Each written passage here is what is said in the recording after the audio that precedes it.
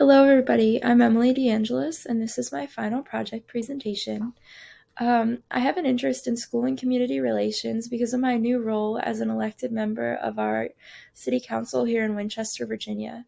City council will allow me to have an impact on budget decisions and other things in the schools. So I took a look at the question, what can communities do to positively impact their school systems? I think there's a lot of different answers to this question, but school and family partnerships is definitely a big one.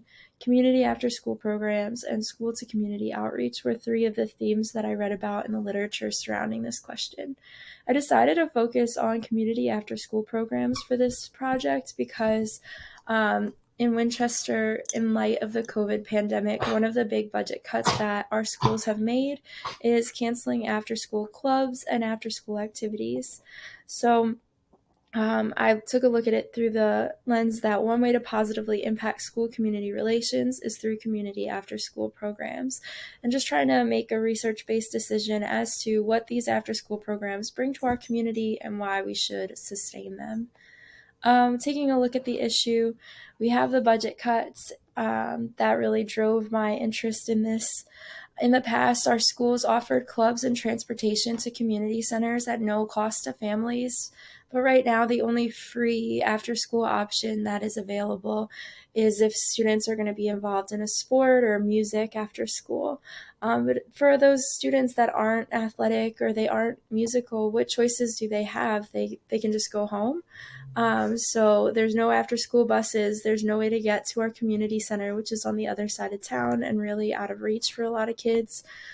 So this has been brought up by countless teachers, families. Just in my conversations with the community, they talk about how impactful these programs were in the past and how they want to bring them back as soon as possible.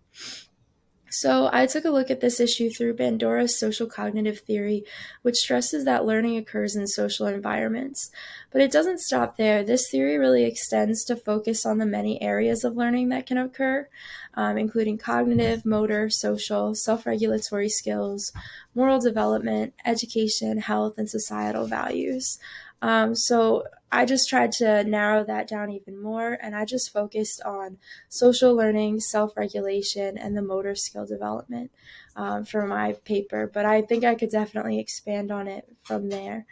And then I really honed in on the fact that after school programs give an opportunity for choice, collaboration, and communication, which is supported through social cognitive theory, that they provide an opportunity for children to grow in ways that the traditional curriculum, it's not that it can't, but it just doesn't always. We see schools are so limited in what they can offer just because of the setting or the curricular constraints and the things they need to cover.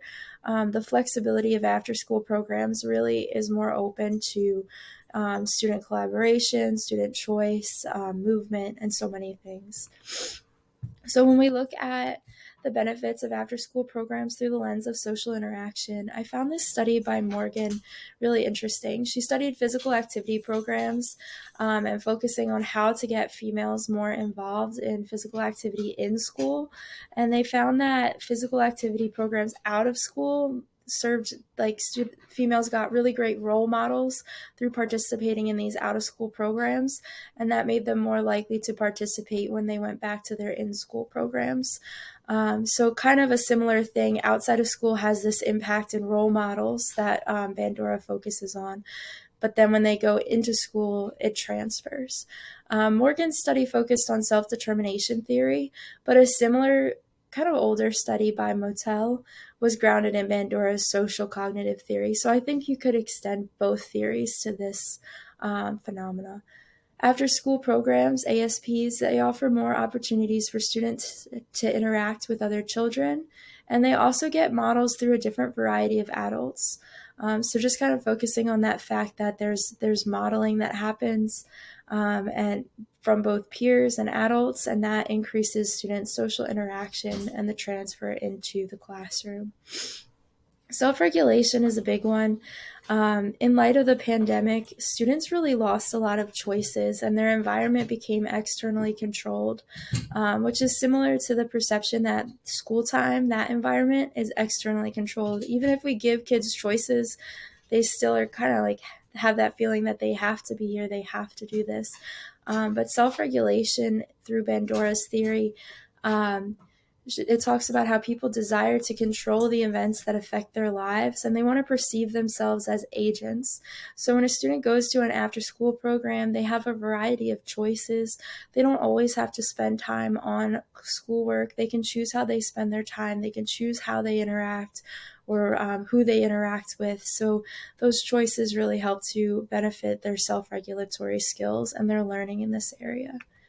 And then finally, I looked at the development of motor skills because I think this is an area of learning that just interests me. Social cognitive theory supports that children observe, practice, and receive feedback on their motor skills through interaction and observation. And I looked at a study by Lundahl, and he looked at the first graders involved in an after school program and found that the majority of them were moving about half the time, a little bit more than half the time that they were there. But when I looked at a study by Bennis, it found that incorporating movement into the classroom presents a challenge to teachers. Although all the teachers that were involved in this qualitative study talked about their knowledge of the benefits of movement, they also acknowledged the limitations of their classroom setting to allow them to have the movement necessary to really benefit kids. So just again, kind of tying it back to that, after school programs have that flexibility and allow for movement in different ways than the classroom.